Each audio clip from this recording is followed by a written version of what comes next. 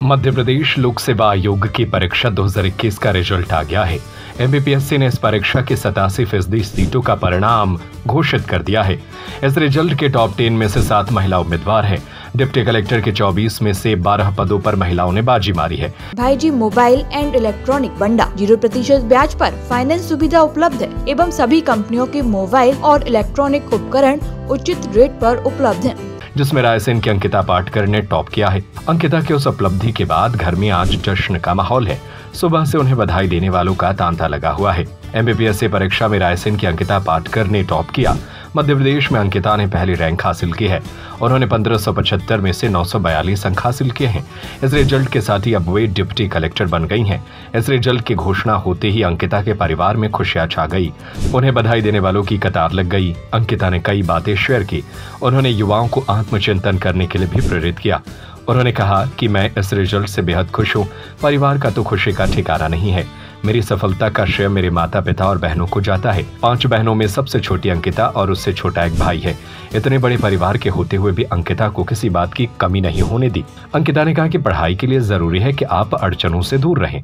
आपको TV, social media, मनोरंजन को छोड़ना जरूरी नहीं है, लेकिन उनसे दूर होना जरूरी है। मैं पढ़ाई के शुरुआती दौर में 7-8 घंटे रोज पढ़ा करती थी। मैंने पढ़ाई के दौरान जीवन के एक मिनट का टाइम मैनेजमेंट किया था। कब सोना है, कब खाना है, कब आराम करना है, सब कुछ निर्धारित था। मुझे यकीन था कि इस तरह अगर मैं आगे बढ़ी तो सफलता जरूर मिलेगी। अंकिता पाटकर है। अंकिता प्रापरिक गांव से बिलोंग करती है और आज इतने बड़े पद पर पहुंची है। Yes sir. तो किस तरह की तैयारी थी और किस तरह की आपका मोटिवेशन? यस सर, ग्रेजुएशन के बाद मैंने तैयारी शुरू की। तो उस समय मेरा प्रॉपर गाइडेंस मुझे नहीं था और नॉलेज भी नहीं था एमपीपीएससी के बारे में। तो सर एक मध्य प्रदेश शासन की योजना चल रही थी कि जब फ्री ओबीसी बच्चों को वो फ्री में सिविल सर्विसेज की तैयारी करवा रहे थे। तो वहां से मैंने तैयारी की। पीपल गर्ल एसोसिएशन था उसका नाम, और उससे मुझे गाइडेंस मिला। और सर उसके बाद सर मेरे गांव में भी सबने सपोर्ट किया है। और मेरे चाचा हैं मिलिट्री में, उन्होंने भी हमेशा गाइडेंस दिया। मेरे जो फूफा जी हैं वो भी अच्छे शासकीय पद पर रहे हैं, तो उन्होंने भी हमेशा कहा था कि बेटा जो प्रशासनिक सेवा में अपन को जाना है, तो उन्होंने गाइडेंस करते रहे थे। और फिर सर जो सिलेबस है और प्रीवियस ईयर क्वेश्चन को एनालिसिस करके मैंने तैयारी करती रही।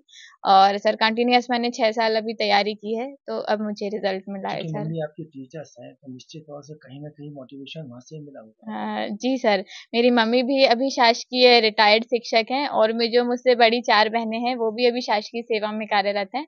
और सर वो सभी मेरे लिए इंस्पिरेशन रहे हैं और मोटिवेशन भी रहे हैं और एक गोल भी रहे हैं कि मुझे भी उनके जैसा बनना था। तो सर मैं हमेशा लक्षित रही। आज युवा पीढ़ी के लिए क्या संदेश होगा? सर युवा पीढ़ी के लिए तो मैं यही संदेश देना चाहूंगी कि अपना लक्ष्य जरूर निर्धारित करें कि हमें जीवन में क्या करना है। और यदि उस लक्ष्य के लिए आप निरंतर, जैसे कि अर्जुन ने एक लक्ष्य को बनाया, एकलव्य ने एक लक्ष्य को बनाया, यदि आप भी करेंगे तो आप भी अर्जुन और लक्ष्य एकलव्य बन सकते हैं सर। पीछे क्यों जा? सर बेटियों के पीछे जाने के कई रीजंस हैं, जैसे कि कुछ सोशल इश्यूज हैं, जैसे कि अभी काफी सोशल सिक्योरिटीज में हम देखते हैं कि बलात्कार जैसी होती हैं स्थितियां। तो कई बार माँ बाप ही स्वयं आगे नहीं भेजते हैं बच्चों की सिक्योरिटी के लिए। परंतु सर यदि अब जो शासन की व्यवस्थाएं हैं उसमें काफी सुधार आया है और अब सर जो महिलाएं और बेटियां आगे बढ़ रही हैं, उनकी इंस्पिरेशन को देके अगले माँ बाप भी अपनी बेटियों को आगे बढ़ा रहे हैं। तो सर अब बेटियां पीछे तो नहीं है सर। मेरा नाम सरोज पाटकर है। सरोज, ये बताइए कि आपकी छोटी बहन ने बड़ा मुकाम हासिल किया है, कभी आपका ही मन होता होगा आपको तो मैं भी किसी पद पर पहुंचे ऐसे बड़े? हाँ, मैंने भी तैयारी तो की है और थोड़ा क्या मैं भी मतलब रही हूँ, 1-2 नंबर से रह गई हूँ। तो कभी कभी ये भी मतलब थोड़ा एक जैसे 2020 का नहीं निकला था ये, तो ये भी वो होती थी। पर मैं इससे बोलती थी तू बहुत इंटेलिजेंट है, बचपन से ही इंटेलिजेंट रही है। तो बोलती तेरी एक ना एक जॉब अच्छी पद पे जाएगी, जब भी जाएगी बड़ी जॉब लगेगी, तो चिंता मत करा कर। खुशी है, गिला है? बहुत ज्यादा खुशी है। नहीं गिला नहीं है सर, गिला क्यों होगी। आज हम सब बहनों का, पूरे परिवार का जो सपना था आज उसने पूरा कर दिया, तो पूरा परिवार सभी लोग बहुत खुश हैं। अरे आप ये मानती है कि बेटी है तो कल है? हाँ, बेटी है तो कल है। बहुत खुशी हो रही है हमें, और हम अभी उनसे छोटे। खुशी तो होती है, लेकिन आगे हाँ। क्या सोच है? आगे ये सोच है कि हम लोग छोटे भाई बहन भी सब लोग प्रिपेयर कर रहे हैं कॉम्पिटिटिव एग्जाम के लिए। अब वो हमारे लिए बहुत बड़ी इंस्पिरेशन बन चुकी है और पहले भी हम लोगों के लिए इंस्पिरेशन थी। तो बस हम उन्हीं की इंस्पिरेशन लेके आगे बढ़ेंगे। अब आप क्या बनेंगे? अब मैं भी बैंकिंग की तैयारी कर रही हूँ, साथ में और भी एग्जाम्स हैं अभी, तो उन्हीं सारी चीजों की। डिप्टी कलेक्टर से नीचे रहेंगे, ऊपर जाएंगे? नहीं, अभी MPPSC की तो नहीं कर रही हूँ मैं। क्या नाम है आपका? मेरा सुमन पाटकर नाम है। अब आपकी छोटी बहन ने बड़ा मुकाम हासिल किया, तो किस तरह का आपका मोटिवेशन है?